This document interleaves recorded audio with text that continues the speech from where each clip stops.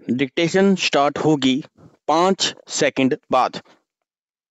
अध्यक्ष महोदय, मैंने अपने प्रश्न के माध्यम से स्पष्ट पूछा था कि ग्रामों और शहरों में गरीबी की क्या स्थिति है और क्या सरकार ने इसके लिए कोई लक्ष्य निर्धारित किया है। इसके समापन के लिए अब तक क्या कार्रवाई की गई है। सरकार ने बिल्कुल गोलमोल जवाब दिया है और देश के अंदर गरीबी जैसे महत्वपूर्ण प्रश्न पर अगर सरकार इस प्रकार से उदासीन रहेगी तो गरीबी कभी समाप्त नहीं की जा सकती।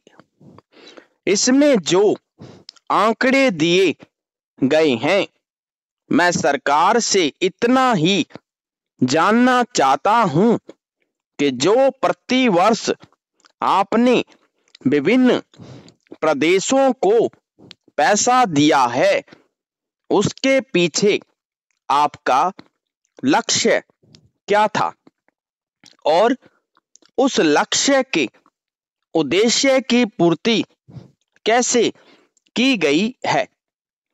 इसका जवाब कृपया माननीय मंत्री जी दे दें। मैं मंत्री जी से जानना चाहता हूं कि सरकार जो पैसा गरीबों की भलाई के लिए देती है, तो गरीबी के मापदंड का क्या आधार है। किस प्रकार के लोगों को गरीबी रेखा के अंतर्गत माना जाता है।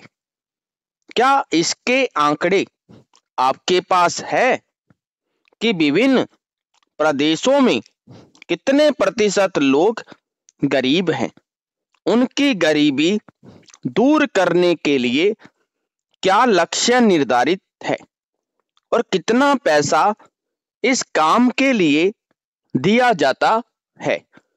मैं प्रश्न पूछना चाहता हूं कि सरकार द्वारा अभी तक शहरी गरीबी का उपशमन करने हेतु जो रणनीतियां अपनाई गई है, वह है विभिन्न राष्ट्रीयकृत बैंकों द्वारा धनराशि उपलब्ध कराना। हमारी जानकारी में जो अनुभव आया है, हमने बैंकों के साथ हुई बैठकों में यह पाया है कि बैंक उन शहरी युवाओं को ऋण देने के इच्छुक नहीं है जिन्होंने ऋण के लिए आवेदन किया है और इससे लाभकारी रोजगार पाना चाहते हैं। मैं मंत्री जी से यह जानना चाहूंगा कि क्या उनके मंत्रालय की ऐसी कोई योजना का आशय है कि वह देश के सभी राज्यों में यह सुनिश्चित करने हेतु बैंकों की बैठक बुलाएं कि बैंक उन सभी शहरी युवाओं को ऋण प्रदान करें जिन्होंने रोजगार पाने या स्वरोजगार हेतु ऋण के लिए आवेदन किया है। क्या ऐसी कोई योजना है सरकार के मन में इन युवाओं को रोजगार प्रदान करने हेतु?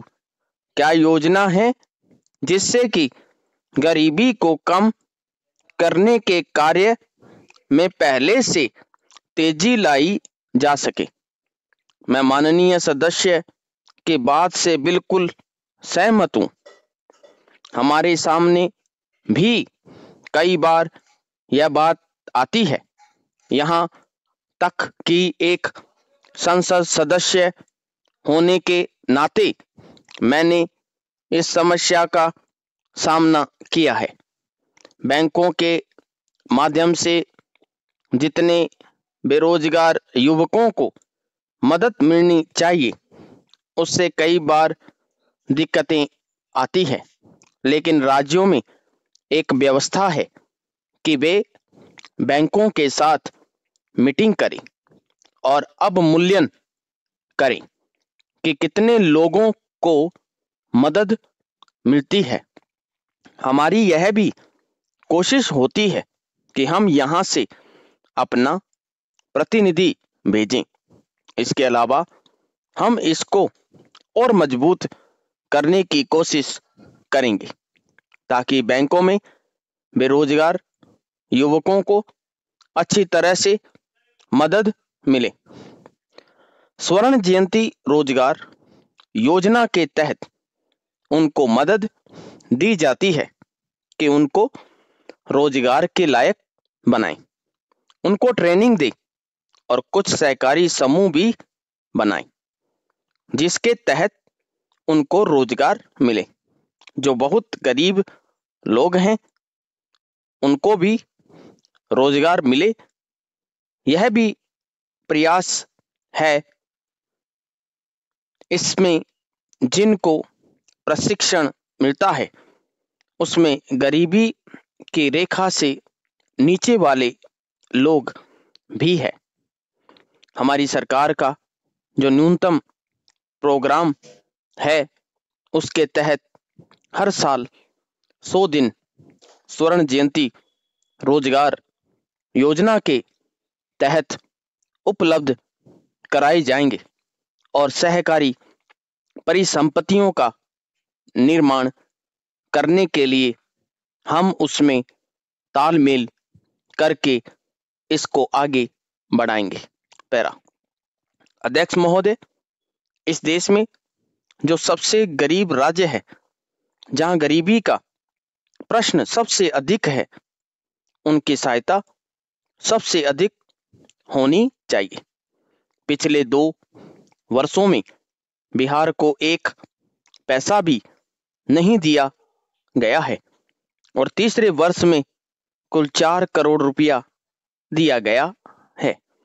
मैं माननीय मंत्री जी से आपके माध्यम से जानना चाहता हूं कि पूरे देश में गरीबी के राज्यवार आंकड़े क्या है।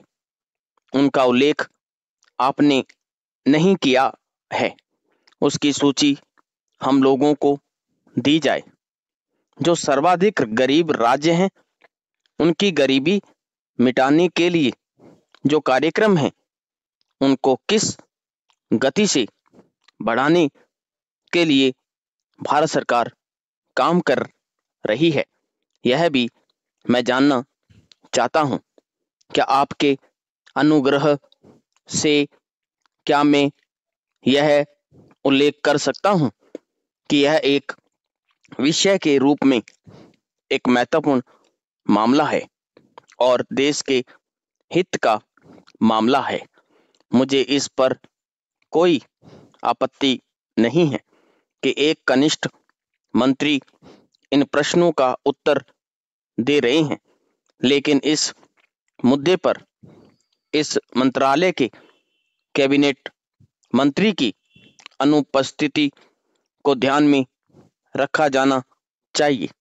मैं यह बताना चाहता हूं कि बहुत सी अन्य एजेंसियां भी हैं जिनमें हमें विश्वास है और इन एजेंसियों ने जानकारी दी है कि पूरे देश में गरीबी उपशमन में गिरावट आई है।